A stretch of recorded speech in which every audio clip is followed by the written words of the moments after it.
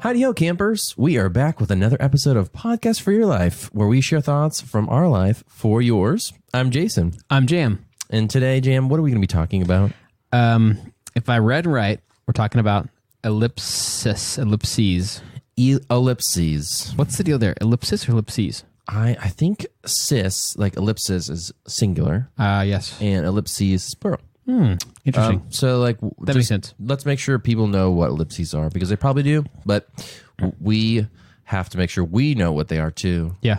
So I think it's just the three dots, dot, period. Period. 3 periods in a row. And obviously, it's a written thing. You can't really very easily do it out loud. It would just be weird if you did. Yeah. You have to work really hard to make it. You have to say it, or you have to be like really trail off in your dialogue. You know, actually, the closest thing to talking about it, would be yada, yada, yada. Whoa. Yeah. Man, all the Seinfeld references. Well, possibly, except for there's also like, et cetera, could be yada, yada, yada. Et cetera, et cetera, et cetera, or et cetera, et cetera. Yeah. But that's, I wonder who somebody was like, oh, yeah, well, we can't. Anyway. So there, it's dot, dot, dot, or period. What's like the kind of traditional meaning, or I think there's actually more than one, but what are those meanings? I think the most classic one is that you're omitting something in text. So like if somebody has like a long quote and you only want to capture the essence of it, or if there's some things in the middle of a sentence that could be confusing out of context, sometimes people will take it out and they'll do the ellipsis. So yeah, usually omission is like the number one, or maybe the original meaning, because I think the like ellipsis is like Greek for something that has to do with omission. Interesting. I did not know that. Yeah. The Greek word for... So yeah, omission. And then it's gotten all kinds of other uses since then. I mean, we're not positive it's the first thing, but omission makes sense as being the first thing. But then what are the other things? Well, I think like when you read comic books or graphic novels or even other books that are kind of written more casual, then sometimes people will put an ellipsis at the end of a sentence to convey like trailing off. Like if somebody's like, you know, they come across this huge monster and they're like stopped short in their tracks and they're like, well, I was just going to say, you know, and they have the dot dot and it's like, you know, what's going to happen next? So then it is sort of still omission, but it's like omission, like the person didn't even say it. Right. Like it's an unfinished thing. Yeah. It's like, okay, there was supposed to be more here. Yeah, so it's like sort of similar. Yeah.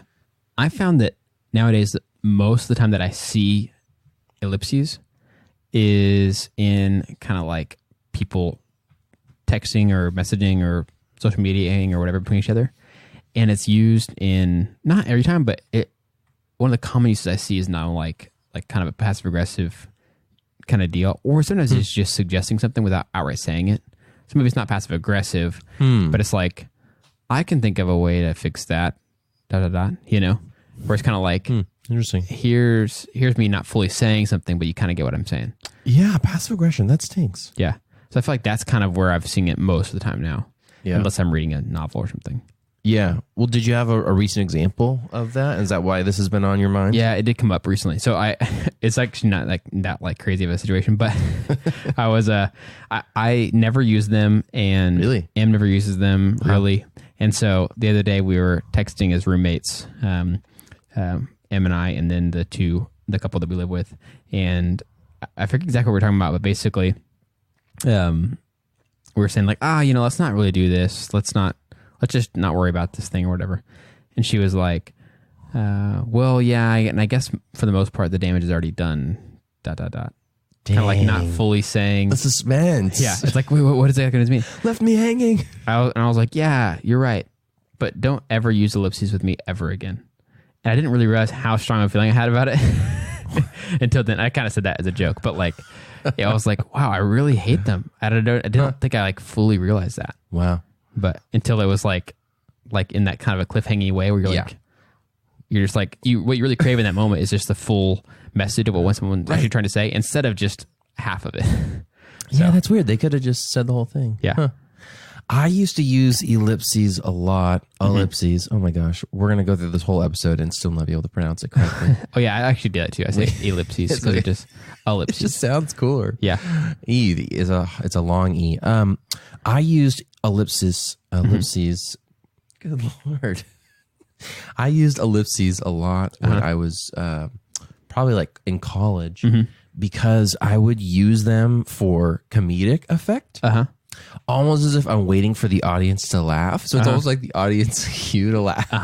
So even though it's in a text. So I would be like texting people or texting a friend and I would say something that would be like sarcastic or a joke.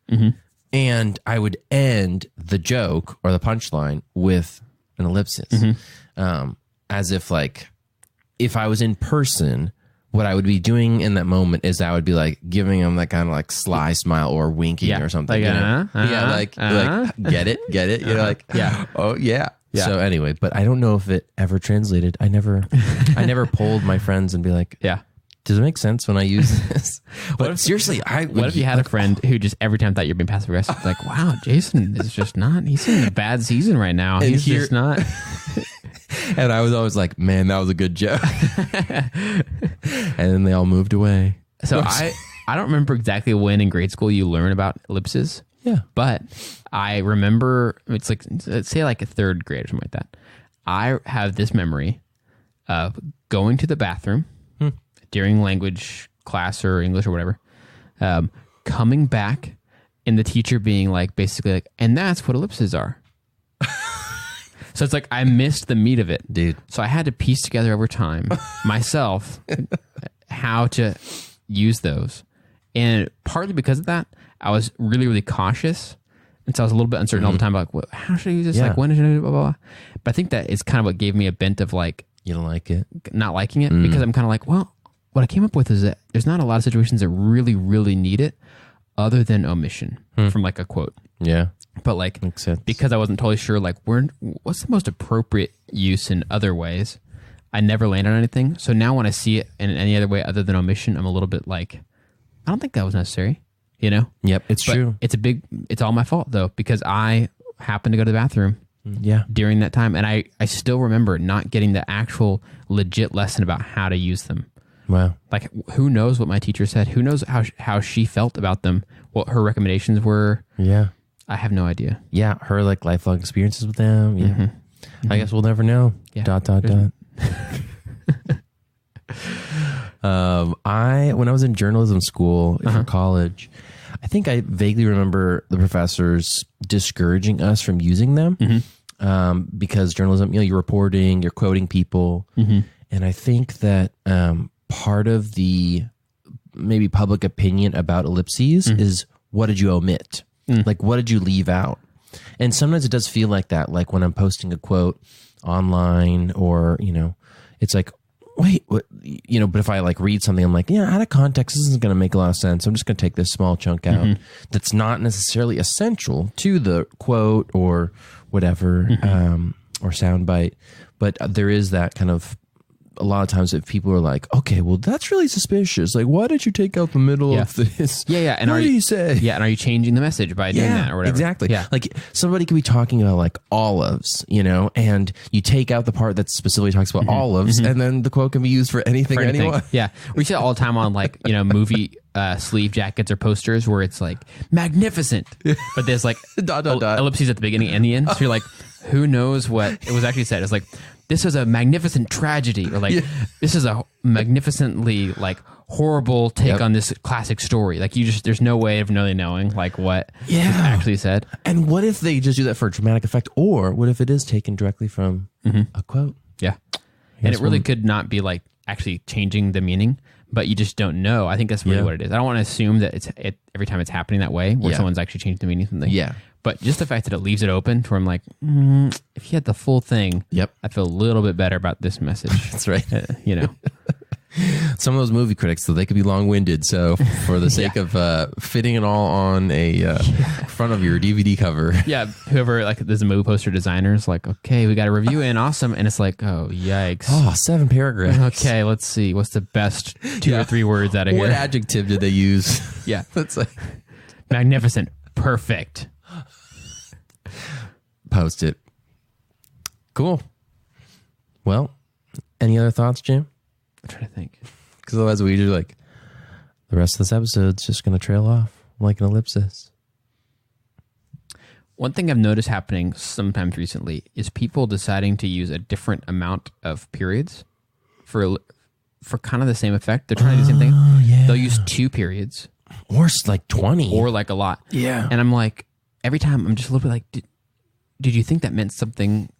Like, is it like an alteration that you think means something a little different? Like, yeah, why 3? well, the 2. I can understand the 2 because it's like, wait, did you just accidentally do another period? Yeah. 2 seems like an accident, but sometimes people do it and it seems like they did it on purpose. And I'm like, did that mean like shorter trail off? like, I guess we'll never know. It's like just a little bit less traily. It's or more like, abrupt. Yeah. Or the like 60 periods. And then it's like, man, I guess we'll never know. But then they're not trailing off because they'll have something at the end of those 60 periods, right? Like that's the only way you could read that. You know? I don't know. I think that was only 59. That's all I got. That's all my thoughts about ellipses. You've spent all of your periods. Mm-hmm. Well, speaking of periods, we're going to wrap this up. It's the end of the period. So thanks for listening. Moral of the story would probably be make sure you use 3. Yeah. No more than 60. Uh-huh. Or use an M dash or don't use it. Don't do ellipses at all. I don't know. Yep. You could say it'd be funny if people did yada, yada, yada instead of ellipses. Ellipses. They're hard to pronounce correctly, et cetera, et cetera. Ellipses. We'll never really know. Know what? Dang it. Suspense is killing me. Okay. It's over. We'll see you guys later. All right. Bye, guys.